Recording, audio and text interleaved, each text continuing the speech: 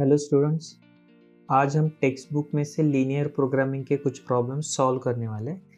First of all देख लेते हैं कि टेक्स्ट बुक में हमें क्या क्या दिया है। स्टार्टिंग में लीनियर प्रोग्रामिंग प्रॉब्लम्स क्या है इसके बारे में डिस्कस किया है। जैसे कि हमने ऑलरेडी देखा है कि रिसोर्सेस हमारे पास लिमिटेड होते हैं और उसे हमें ऑप्टिममली यूज़ करना है, और लीनियर प्रोग्रामिंग प्रॉब्लम हमें इसमें हेल्प करती है, करेक्ट। और फॉर्मूलेशन के बारे में अगर हम बात करें तो हमारे कुछ ऑब्जेक्टिव होते हैं, उसके लिए हम ऑब्जेक्टिव फंक्शन बनाएंगे। मेन ऑब्जेक्टिव हमें अचीव करना होता है। सेकंड कंस्ट्रेंट्स है, दैट इज लिमिटेशंस। तो जितने भी लिमिटेशंस है उसे ध्यान में रखते हुए हमें ऑब्जेक्टिव्स को भी अचीव करना होता है। तो conditions under which the objective function is to be optimised are called constraints. Okay, These are in the forms of equations or inequations. Constraints equation या इनइक्वेशन दोनों के फॉर्म में हो सकते हैं। नॉन निगेटिविटी कंस्ट्रेंट, ये भी हमने देखा था कि जो एलिमेंट्स है हमारे वेरिएबल्स है वो कैसे होने चाहिए, नॉन निगेटिव होने चाहिए। हमारे लिए वेरिएबल्स या तो पॉजिटिव रहेंगे या फिर ज़ीरो रहेंगे। हम यूनिट्स कभी निगेटिव में नहीं बता सकते, टाइम मनी कभी निगेटिव में नहीं बता सकते हैं। ओके, चलो तो ये पार्ट हम ऑलरेडी स्टडी कर चुके हैं। यहाँ पे हमारे लिए चलो ये नोट इम्पॉर्टेंट है, समझो। फर्स्ट कहा है we shall study LPP with only 2 variables. अभी हम सिर्फ 2 वेरिएबल्स के साथ ही पढ़ाई करने वाले हैं, जैसा एक्स एंड वाई हो गया। वैसे 2 से ज़्यादा वेरिएबल्स भी हो सकते हैं।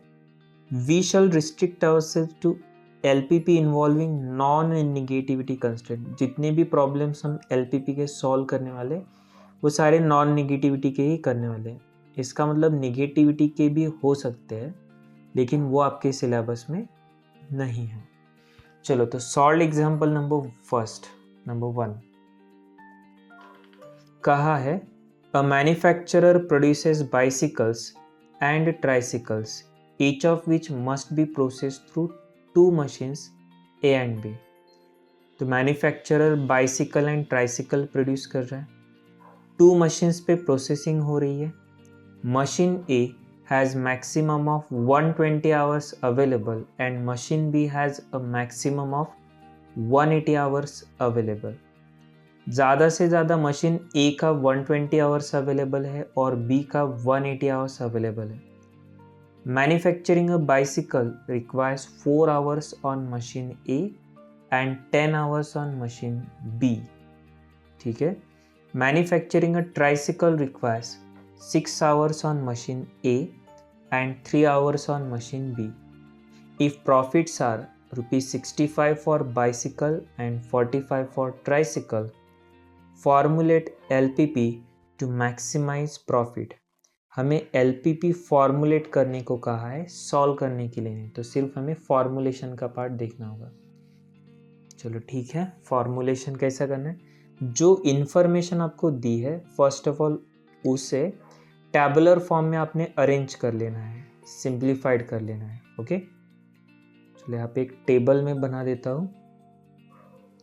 प्रोडक्ट के लिए कॉलम रहेगा हमारे लिए, product A, product B, then machine A, machine B,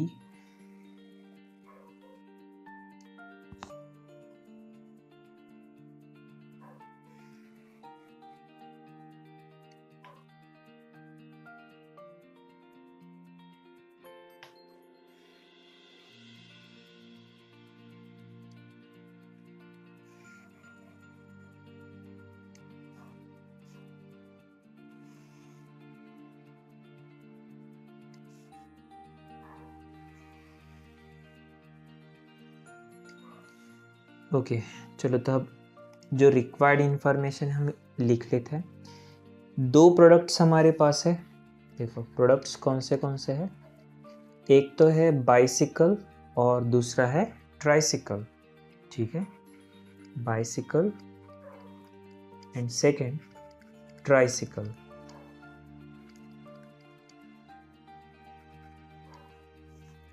ना प्रोसेसिंग के लिए दो मशीन है हमारे पास, machine A and machine B. Machine A and machine B दोनों के ऊपर प्रोसेसिंग हो रही है।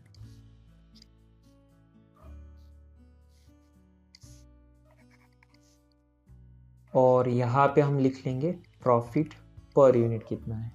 ओके देखो, a manufacturer produces bicycle and tricycle each of which must be processed through two machines A and B. Machine A has maximum of 120 hours available and machine B has maximum of 180 hours available।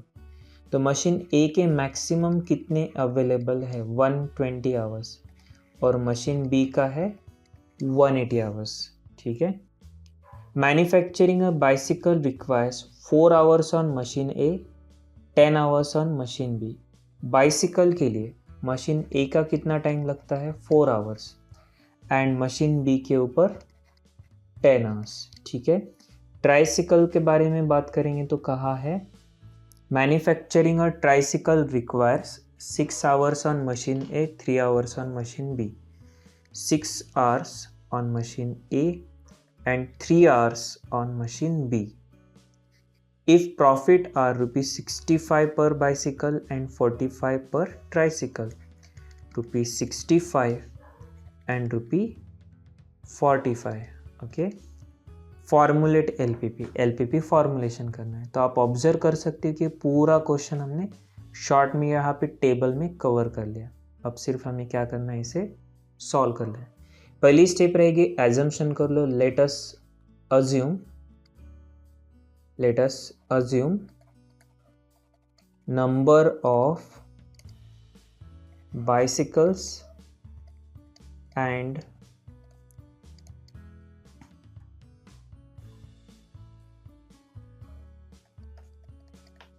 tricycles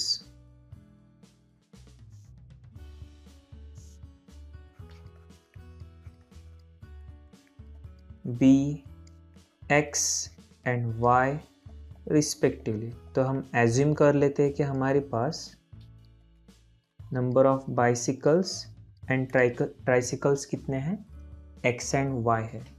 first हमारे लिए क्या रहेगा, objective function. First रहेगा objective function.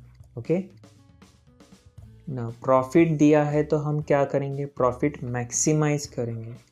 तो objective हो जाएगा हमारे लिए maximise z, maximise profit, maximise z। Bicycle के ऊपर 65 पर यूनिट, तो हम कहेंगे 65x plus 45y। Okay, second limitations, subject to. Limitations के लिए सब्जेक्ट टू क्या क्या लिमिटेशन है, तो मशीन ए के टोटल 120 आवर्स अवेलेबल है। तो देखो इक्वेशन आएगा हमारे लिए 4x plus 6y less than equals to 120। ओके, ये हमारे लिए लिमिटेशन आ गया for machine A. Similarly for machine B 10x plus 3y less than equals to 180 machine B. और थर्ड हमारे लिए रहेगा non negativity constraint. Non negativity constraint, okay, compulsory होता है लिखना, x y greater than equal to 0। तो ये हमारा आंसर है। ओके, सॉल्व एग्जाम्पल नंबर 1 का ये आंसर है। Write down this. ठीक है, देखो टेक्स्ट बुक में आपको थोड़ा प्रेजेंटेशन अलग से मिलेगा, लेकिन ऑलमोस्ट टेक्स्ट बुक में भी टेबल बनाया ही है। कुछ चेंजेस है, आप टेबल ऐसे भी बनाओगे तो भी चलेगा। हमने मशीन ए बी ऊपर लिखा था, ट्राइसिकल बाइसिकल यहाँ पे लिखा था। टेक्स्ट बुक में थोड़ा सा अलग किया है। नेक्स्ट एक्सरसाइज में से फर्स्ट क्वेश्चन, ये फर्स्ट क्वेश्चन सेम है। देखो फाउंड्री एंड मशीन शॉप, हमने फर्स्ट लेक्चर में ऐसा क्वेश्चन सॉल्व किया था, तो सेम क्वेश्चन है, ये आपने होमवर्क में सॉल्व कर लेना है। ओके, और अब हम सॉल्व करेंगे क्वेश्चन नंबर 3। चलो,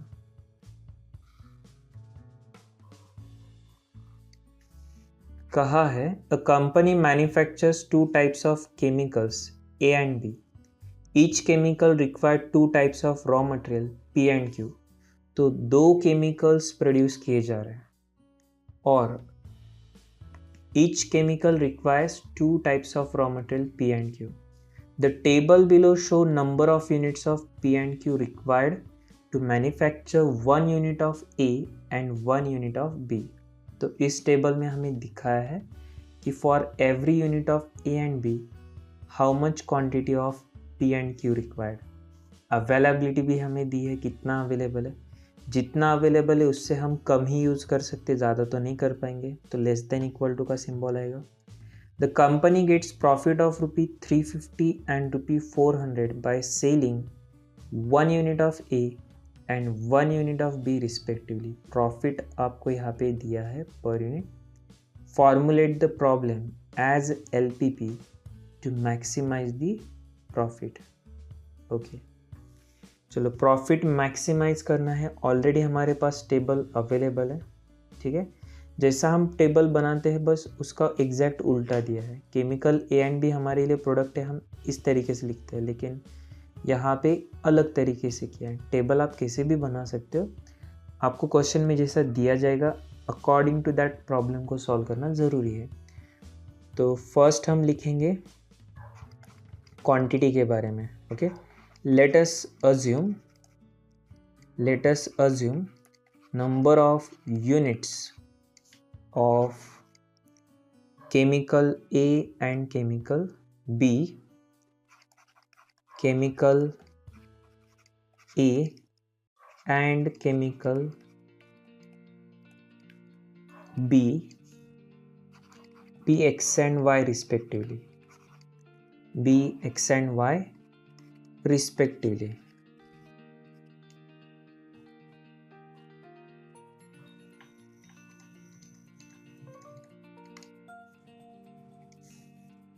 ना इक्वेशन कैसे बनेंगे, तो फर्स्ट ऑब्जेक्टिव फंक्शन, हमारा ऑब्जेक्टिव क्या है,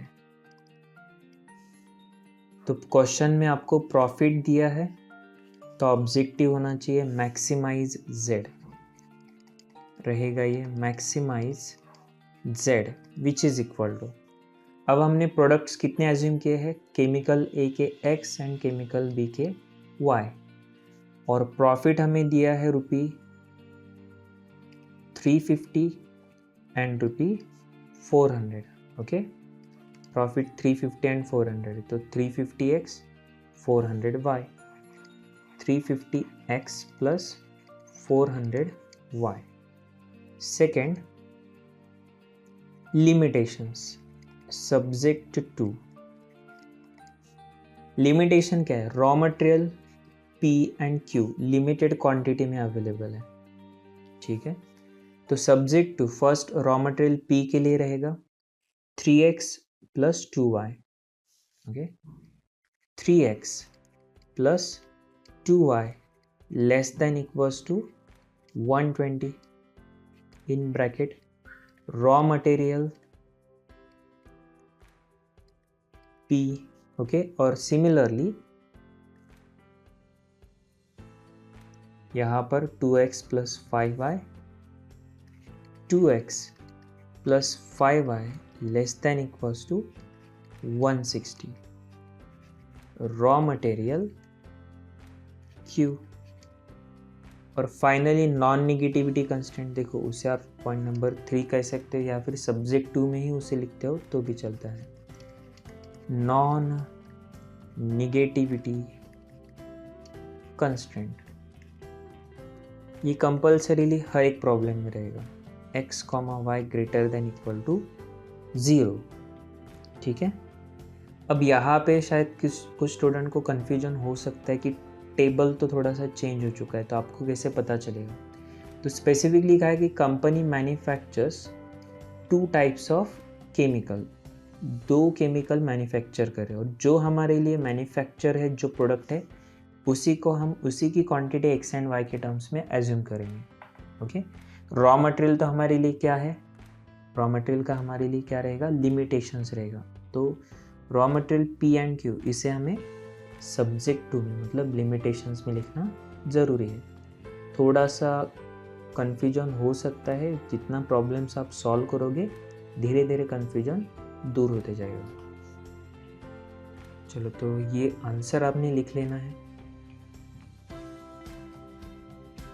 और अब एक क्वेश्चन आपको सिमिलर क्वेश्चन होमवर्क में करना है, दैट इज क्वेश्चन नंबर 6। ये होमवर्क में सॉल्व करना है। तो आज के लिए इतना ही, जल्द ही हम मिलेंगे। Thank you.